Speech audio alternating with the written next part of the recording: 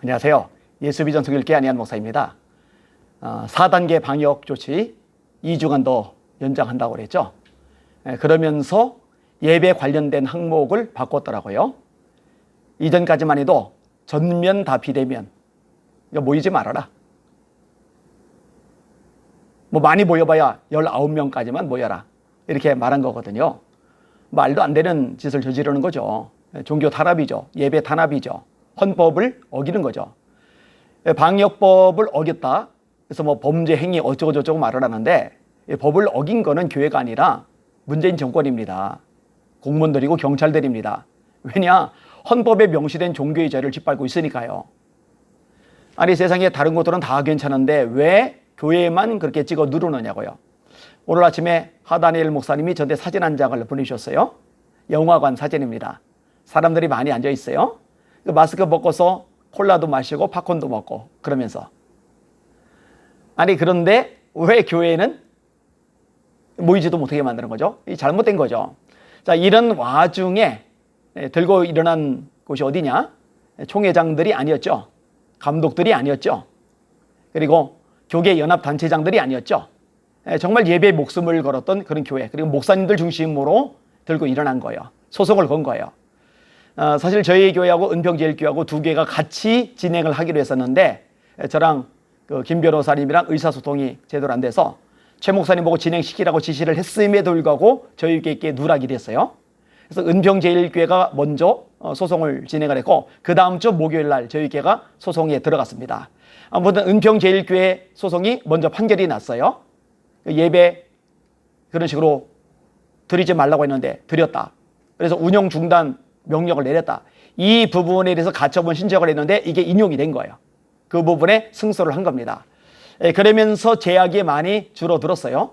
그리고 그 영향이 저희 교회까지 미쳤습니다. 저희 교회는 아직 판결이 안 났음에도 불구하고 그 영향력이 저희 교회까지 오더라고요. 정말 다행이다, 감사하다 생각이 듭니다. 또 예자인에서 그 전에 이런저런 수고를 많이 했었고, 또 여기저기서 목소리를 내며 수고를 많이 하세요. 근데 이런 와중에 이제 정부가 새로운 방역 지침을 내놓은 거예요. 이제 99명까지 예배 드려도 된다. 1000석이면 99명까지. 2000석도 이제 3000석도 마찬가지인 거예요.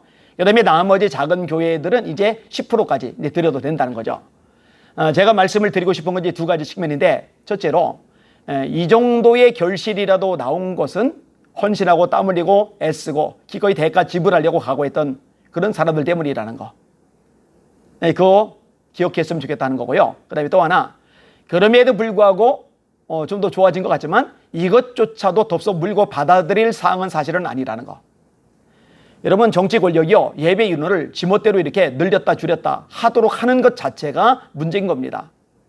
아니, 바로 얼마 전까지 전면 비대면 해라. 그러다가 이번에 99명까지 된다. 또 20%까지 내려라. 30%까지 내려라. 10%까지 내려라. 방송 인원만 내려라. 이런 식으로 자기들 멋대로 할 수 있도록 허용해 주면 안 된다는 거죠. 제가 보니까요, 단속하러 와요. 공무원들도 와요. 경찰들도 와요. 저희 교회 올 때 보니까 시청에서 오고, 구청에서 오고, 세종청사에서 오고, 경찰 오고, 4군데서 와요. 와, 이 공무원들 진짜 많이 몰려와요. 그런데 이게 일부 교회들만 일어나서 예배를 드리니까 이렇게 보내서 단속하는 것이 가능한 거죠. 만약에 서울에 있는 수많은 교회들이 동시에 예배에 목숨을 걸고 예배를 드린다. 불이익 당할 거 각오하고, 벌금 물을 거 각오하고, 폐쇄 당할 거 각오하고, 심지어 감옥 갈 거 각오하고 예배를 다 드린다. 그러면은요, 그 수많은 교회들에게 무슨 수로 공무원들을, 경찰들을 그렇게 파송할 수가 있겠냐고요. 불가능하거든요. 이제라도 좀 목숨을 걸고 예배 드리는데 앞장을 서면 좋을 것 같습니다.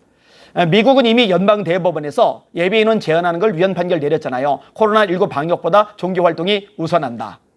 그게 마땅한 거예요. 그리고 우리 대한민국에도 헌법에 명시된 종교의 자유가 있기 때문에 이런 판결을 받아내야 됩니다. 이 부분에 대해서 헌법 소원도 진행 중이에요. 이것도 결과가 잘 나오도록 기도를 해주시기 바랍니다. 그런데 그 결과가 나오는 건 한참 후의 일이고, 그 전에 일단 한마음이 돼서 교회들이 연합하여 움직이고 목소리를 내고 싸우고, 그리고 예배에 목숨을 걸고 이런 태도를 보일 필요가 있는 겁니다.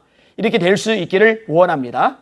제가 정말 감사했던 게 뭐냐면요, 지난번에 서울에 있는 교회들 중에 12교회가 적발이 되었다고 제가 말씀을 드렸어요. 3교회는 경고 조치를 받았고 9교회는 운영 중단 조치를 받았어요. 야, 서울에 그 많은 교회들 중에 겨우 12교회냐 하고 애간장이 높고 막 속이 너무너무 쓰렸는데 알고 보니까 그거는 아니더라고요. 뭐 대다수의 교회들이 문을 닫은 건 많지만 12교회만이 아니라 진짜 목숨을 걸고 예배 드리는 교회들이 많아요. 저랑 통화했던 목사님들도 대부분이 예배를 다 드리고 있다고 하더라고요. 그래서 얼마나 그게 저에게 위안과 용기와 격려가 되었는지 모릅니다. 참 잘하시는 거예요. 하나님께서 갚아주실 줄 믿습니다. 코로나19 이 과정이 지나가고 나면요, 많은 변동이 일어날 겁니다. 진짜 예배에 목숨을 걸었던 목사님들은요, 성도들에게 존경을 받을 겁니다. 그리고 성도들 중에도 비대면을 선호하고 온라인으로 드리지 않는 사람들이 없지는 않았을 거예요. 근데 그렇게 말했던 사람들조차도요, 막상 담임 목사님이 전부 비대면에서 너무 꼬리 쉽게 내리고 너무 정부 말에 순종자라고 이런 부분들에 대해서 존경하는 마음을 갖기가 어려워질 겁니다. 그리고 다니엘 설교, 사드락, 메삭, 아벳느고 설교, 목숨을 걸고 신앙을 지키기 위해서 대가를 지불했던 이런 분들에 대한 설교, 죽으면 죽으리다, 에스더에 대한 설교, 이런 선교를 할 때 많은 성도들 마음속에 힘겨움이 있게 될 겁니다. 제가 볼 때 아직 기회가 없는 것은 아닙니다.